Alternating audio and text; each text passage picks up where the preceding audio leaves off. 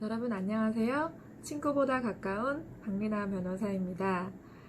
친구보다 가깝고 싶은 박미나 변호사인데요. 구독자님들도 그동안 잘 지내셨는지 모르겠습니다. 지금 신축년이 되고 또 이렇게 설이 또 지나고 해서 정말 이제 새해 진짜 우리가 한국인들이 얘기하는 진짜 새해가 왔는데요. 구독자님들 댁에도 정말 평화롭고 행복한 일들 많으셨으면 좋겠습니다. 저는 오늘 최근에 받은 굉장히 따끈따끈한 판결을 가지고 왔습니다. 많은 분들이 궁금해 하실 수도 있는 주제인데요. 불법 녹음 자료 증거로 사용 가능할까? 라는 주제입니다. 많은 분들이 많이 여쭤보십니다. 제가 몰래 녹음을 했는데 사용 가능한가요? 이렇게 막 이제 여쭤보시는 분들이 많은데요. 일단 오늘은 제가 진행했던 사건의 판결문을 한번 말씀을 드리면서 설명을 드려볼까 합니다. 제가 이렇게 판결문을 말씀을 드리는 것은요, 이 판결의 당사자이신 의뢰인 분께 이 내용을 써도 좋다 라는 동의를 받고 이제 말씀을 드리는 것이니까 오해하지 않으셨으면 좋겠고요. 제가 다른 영상에서 판례 내용을 제가 많이 말씀드리지 않는 것은 제가 진행했던 사건들의 그런 당사자들께서 이런 판결을 물론 제가 많이 받아들이지만 그 판결 내용을 제가 방송에서 언급하면 그분께서 방송을 언급결에 보셨는데 본인 얘기, 본인이 굉장히 숨기고 싶었던 가정 사생활 얘기를 제가 자세하게 얘기를 하고 있다면 얼마나 기분이 나쁘겠습니까? 뿐만 아니라 변호사는 윤리 의무로 비밀 유지 의무가 있거든요. 그래서 저는 당사자의 그런 비밀, 이런 사적인 이런 삶의 내용을 방송으로 얘기하는 것은 적절치 않다고 생각을 하고, 저는 거의 원론적인 얘기나 일반적인 얘기 위주로 영상을 많이 올렸습니다. 그래서 어떤 분들은 댓글에 제가 너무 케이스 설명이 없으신 것 아니냐, 제가 뭐 경험이 없는 것 아니냐 이렇게 말씀하실 수도 있는데 이렇게 판결을 제가 많이 받고 있고 판례를 많이 생성을 하고 있지만 그런 부분들을 영상으로 다 말씀드리는 것은 제가 옳지 않다고 생각해서 그런 부분 말씀드리지 않는다는 점 그거를 좀 생각을 해주셨으면 좋겠고요. 오늘 말씀드리는 내용은 제가 저희 그 의뢰인 분께 써도 좋다. 이거는 다른 분들도 궁금해하실 내용 같다라고 먼저 말씀을 해주셔서 제가 감사하게 이렇게 영상을 찍게 되었습니다. 이분도 굉장히 마음의 상처가 있으신 상태로 저를 만나 뵙게 되었는데요. 굉장히 저도 결론적으로 말씀드리자면, 제 의뢰인분은 원래 본 남편분이시고, 제가 소송을 걸었던 상대방 분은, 제 의뢰인분의 아내하고, 좀 부정행위가 있으셨던 분입니다. 그래서 제가 이런 상간자 소송을 진행하게 되었고요. 그 과정에서 제 의뢰인분이 얼마나 또 상처를 많이 받으셨는지, 그 과정에서 힘드셨는지, 그런 부분 정말 제가 또 깊게 또 생각을 하게 되고, 참 도움이 되고 싶었는데 도움이 많이 되었을지는 모르겠습니다. 어쨌든, 결과는 판결을 받아서, 저희가 돈을 받는 것으로 판결이 났고요. 이 판결에서 저희가 조금 쟁점이 되었던 부분이 있어요. 저희가 방금 그 제목으로 말씀드렸던 불법 녹음 자료 증거로 사용할까라고 제가 제목을 말씀드렸는데 여기서 이제 문제가 되었던 내용은 블랙박스 녹음 내용이었어요. 저희가 증거 부정행위를 입증하기 위한 자료로 블랙박스의 녹음 내용을 냈었거든요. 그랬는데 상대방 이제 변호사님께서는 이 녹음 내용이 불법이다. 그래서 증거로 사용할 수가 없다라는 의견을 내어주셨습니다. 그래서 제가 여러 가지로 검색을 해봤더니 하급심에서도 판사님들께서 이 부분에 대해서 약간 견해가 조금은 나뉘고 있는 것으로 판단이 되었습니다. 결론적으로 말씀드리면 불법 일단 저희 사건 내용과는 일단은 약간 거리가 있는 내용인데요. 지금 말씀드린 제가 검색을 했던 그런 내용에서는 불법인 녹음이라도 증거로 사용할 수 있다는 판례도 있었고, 또 불법이라서 증거로 사용할 수 없다는 판례도 있었습니다. 그런데 제가 이번에 받은 판결, 판사님은 일단 기본 취지는 이래요. 불법 녹음 파일은 증거로 사용할 수 없다라는 요지였습니다. 그런데 결론은 저희가 제출한 이 블랙박스 녹음 파일은 불법이 아니기 때문에 증거로 사용할 수가 있고, 그래서 이 판결이 금액에 반영을 하였다라는 것입니다. 한번 말씀을 드려보면요. 또 제가 그래도 명색이 변호사니까 법 얘기를 안 드릴 수가 없겠죠. 그래서 이 블랙박스 영상에 따른 이 녹취록을 저희가 냈었거든요.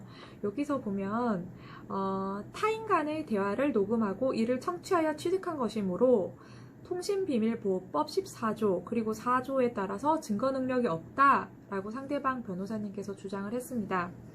통신비밀보호법 제14조 1항에 따르면 누구든지 공개되지 아니한 타인 간의 대화를 녹음하거나 전자장치 또는 기계적 수단을 이용하여 청취할 수 없고, 같은 법 제14조 2항 제4조에 의하면 이를 위반한 녹음 또는 청취로 취득한 내용은 재판에서 증거로 사용할 수 없다 라고 되어 있습니다. 이에 대해서 저는 이렇게 주장을 했지요. 민사소송법에 따라서 자유심증주의가 적용되는 민사소송 절차에서는 형사소송법의 법리에 따른 위법 수집 증거 능력의 배제 법칙이 적용되지 않고, 가사소송 절차에 관하여도 민사소송법에 따르므로 피고 주장과 같이 통신비밀보호법 위반하여 수집되었다 하더라도 증거 능력이 없는 것은 아니고, 그리고 우리가 제출한 증거는 통신비밀보호법에 위반된 것도 아니다 라고 제가 주장을 했습니다. 아까 말씀드렸듯이 지금 이 부분에 대해서는 약간 하금식 판례가 약간 두 가지 입장이 공존하고 있습니다. 그런데 제가 최근에 받은 이 따끈따끈한 판례에서는 가사소송법 제12조에 따라 민사소송법이 채택한 자유심증주의는 가사소송 절차에도 적용된다 라고 판단하셨습니다.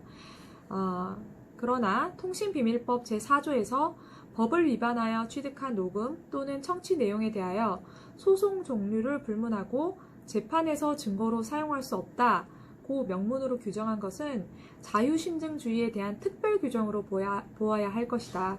따라서 통신비밀법 제14조 1항을 위반하여 공개되지 아니한 타인 간의 대화를 녹음하거나 전자장치 등을 이용하여 청취한 내용에 해당한다면 가사소송 절차에 적용되는 자유심증주의에도 불구하고 그 내용은 통신비밀보호법 14조 2항 및 4조에 따라서 증거로 사용할 수 없다고 봄이 타당하다라고 판시하셨습니다. 그래서 만약 저희가 제출한 증거가 불법이라면 재판에서 증거로 사용할 수 없다고 볼 것이다 라고 이렇게 판사님께서 본 것이죠.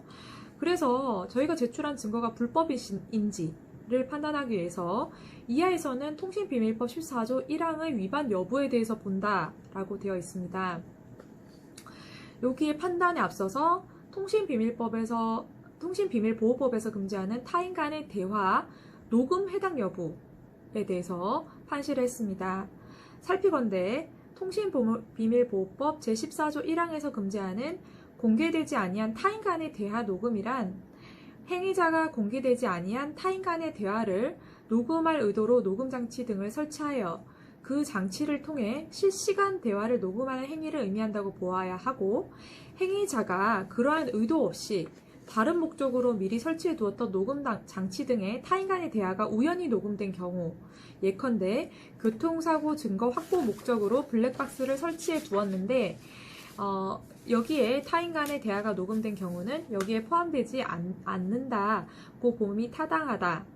그래서 이런 경우에는 통신비밀보호법 위반의 고의조차 인정할 수가 없고, 그러니까 타인 간의 대화를 녹음하려는 고의가 있다고 보기 어렵다는 겁니다.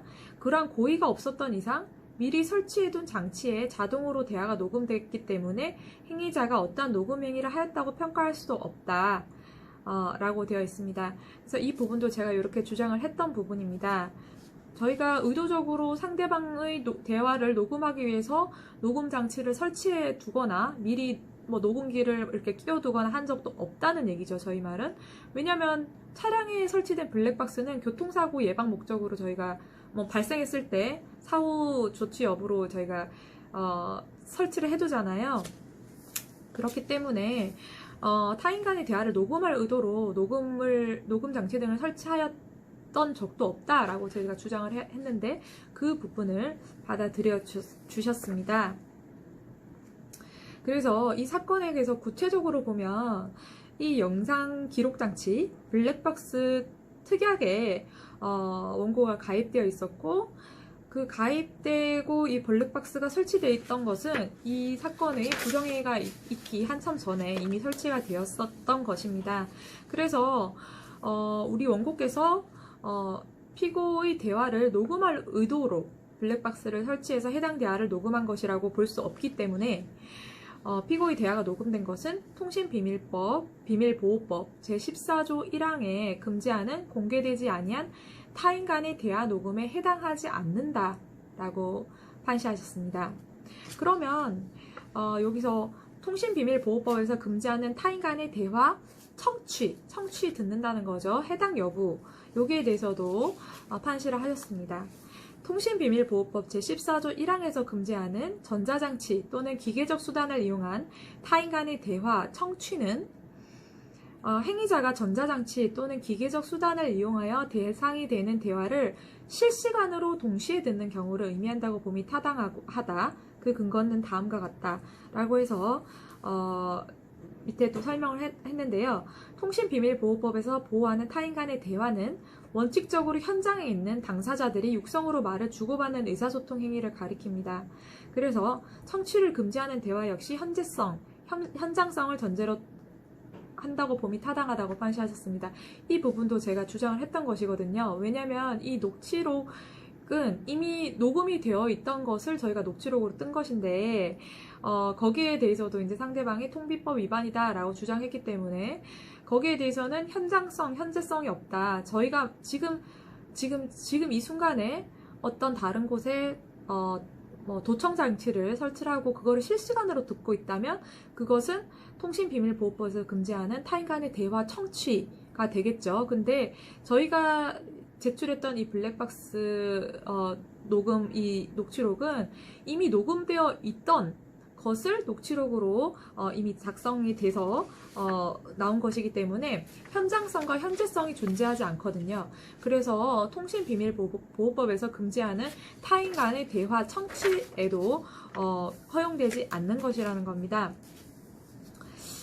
그래서 만약 여기서 판사님이 또 추가로 설명하셨는데요. 동시성 없는 청취까지 통신비밀보호법에서 금지하는 청취라고 본다면 다른 목적으로 설치한 장치에 우연히 자동으로 녹음된 대화를 나중에 듣는 경우까지도 행위자가 대화 내용을 인식하면서 듣기 시작하는 순간, 그러니까 이 내용을 우연히 듣게 됐는데 그 듣기 시작하는 순간 우리는 법 위반이 돼버리는 거예요. 금지 행위에 해당한다는 겁니다. 이거는 조금 불합리하고 좀 과도하다. 이렇게 해석하는 것은 과도하다 라고 봅니다.